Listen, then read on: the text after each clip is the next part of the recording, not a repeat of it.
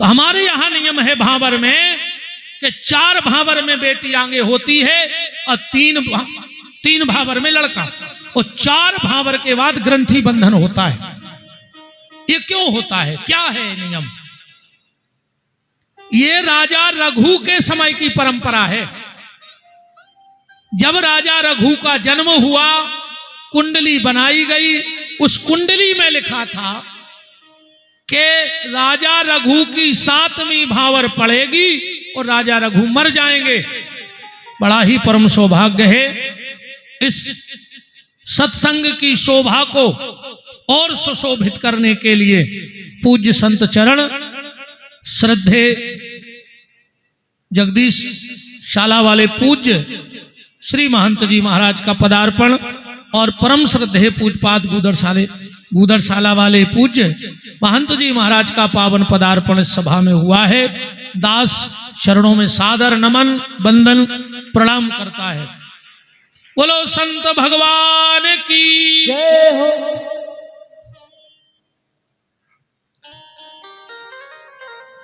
जब राजा रघु का जन्म हुआ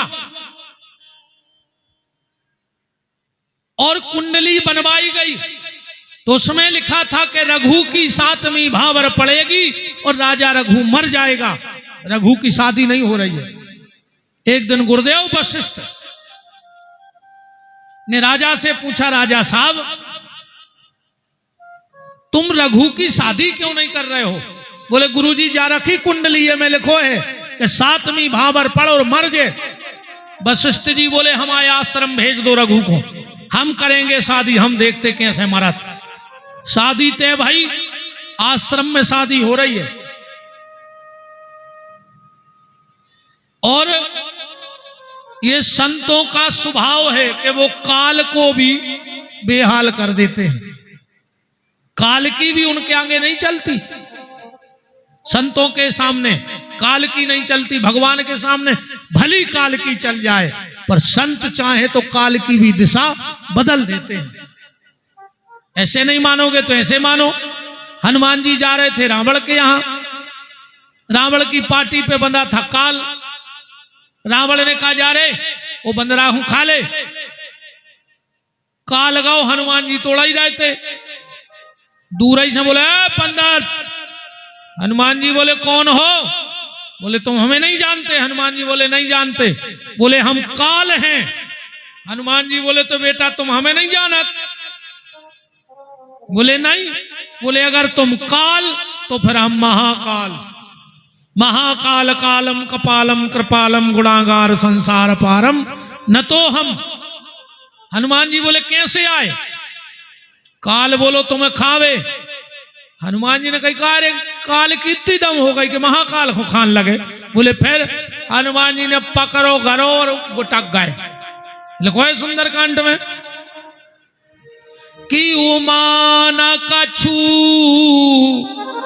कपि की अधिकाई और प्रभु प्रताप ते कालई खाई। वशिष्ठ जी ने यज्ञ वेदी बनाई, रघु को रघु की पत्नी को बिठाया, मंत्रोच्चार किए और बोले खड़े हो जाओ, भावर पड़नी है अब तुम्हारी। रघु आगे होने लगे, बोले रघु तुम पीछे हो जाओ। तो 4 भावर में रघु की पत्नी को आगे किया, बोले बैठ जाओ दोनों। अब वशिष्ठ जी उठे और वशिष्ठ जी ने ग्रंथि बंधन किया। इसके पहले हमारे यहां गांठ नहीं जुड़ती थी, यहां से पति पत्नी का ग्रंथि बंधन चालू हुआ। और आज भी नियम है, ग्रंथि बंधन कौन करता है? जो हमारे मान्य होते हैं, जो हमारे पूज्य होते हैं, जैसे बहनोई, भनेज, फूफा। पर हमारा साला हमारी गांठ नहीं जोड़ सकता, क्योंकि पहली ग्रंथि बंधन वशिष्ठ जी ने की। बोले खड़े हो जाओ। अब फिर रानी आगे हो लगी, बोले नहीं अब रघु तुम आगे हो भावरों में। उन्होंने कही 5वीं भावर पर रही, बोले नहीं हम गिने हैं 1 2 3। बोले जाओ रघु, जब तुम्हारी 7वीं पर है, तुम जब मर हो तुम्हारी तो 3 ही पर ही। तब से आज भी वो परंपरा आप लोग निभा रहे हो। शादी में एक डबला आउट है पीरो सो, देखो रघुवारे को डबला कही जात, जया बुंदेलखंडी वो को असली नाम है रघुवंश का पात्र। आज भी शादी में वो डबल आउट है। और पंडित जी भावर बाद में निगाउत, पहले वो डबला उठा के घुमा जात सात ही भावरों में हर बार। ये राजा रघु के समय की परंपरा है। तो ब्रह्मा जी का एक सिर निस्तेज हो गया था। क्या करें, जो समय जाको था इतनो फेंकत है।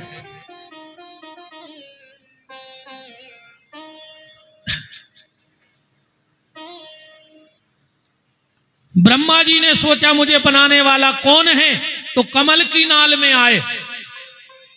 कमल की नाल में आए तो विष्णु भगवान लेटे थे।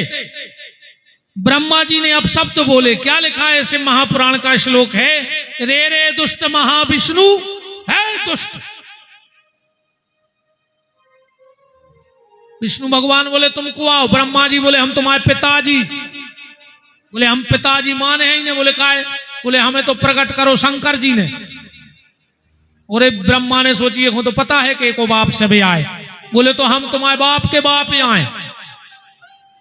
विष्णु भगवान बोले कि हम तुम्हें पिताजी तो नहीं कह सकत, मनो बब्बा कहने लग। इसीलिए ब्रह्मा जी का नाम पड़ गया पितामह ब्रह्मा।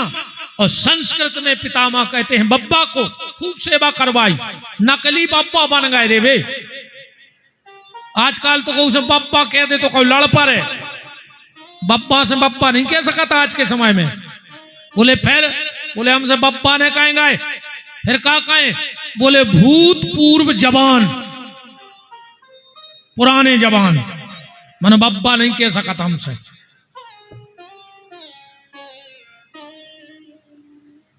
एक दिन आकाशवाणी हुई कि विष्णु ब्रह्मा ने तुम्हें छला है, ये तुम्हारे बप्पा नहीं है। तो दो ही जनों में झगड़ा होगा। कई समय तक झगड़ा चला। इनका झगड़ा जब शांत नहीं हो रहा था तो एक दिन ब्रह्मा विष्णु पे और विष्णु ब्रह्मा पे झपटे। इन दोनों का झगड़ा समाप्त करने के लिए भगवान शंकर पिंडी के रूप में प्रकट हो गए।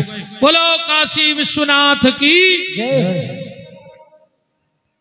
आकाशवाणी हुई जिसको बड़ा बनना है वो इस पिंडी का अंत ले आओ। ब्रह्मा जी बोले हम आओ, वाहन है हंस, हम कई बार ऊपर खुंजे हैं।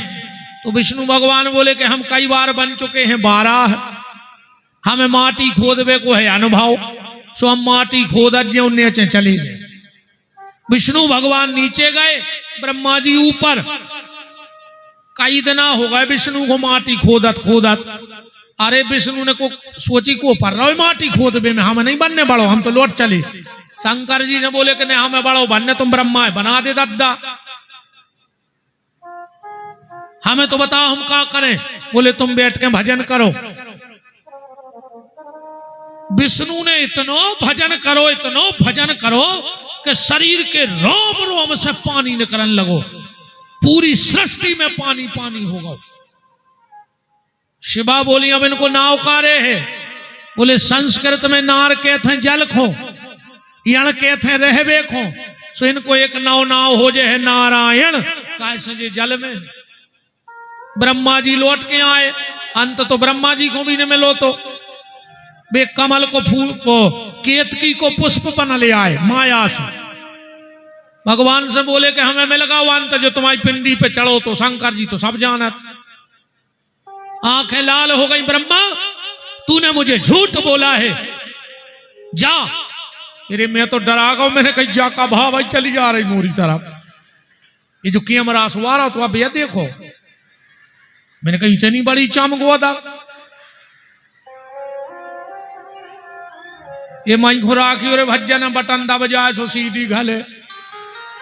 नहीं तुमने तो नेचे हो लेवल में, हम ये कहूं तो बैठे बैठे बटन ना माए हो गौ, कहूं ते हो घर लगाई तो नक कटोर हो जाए।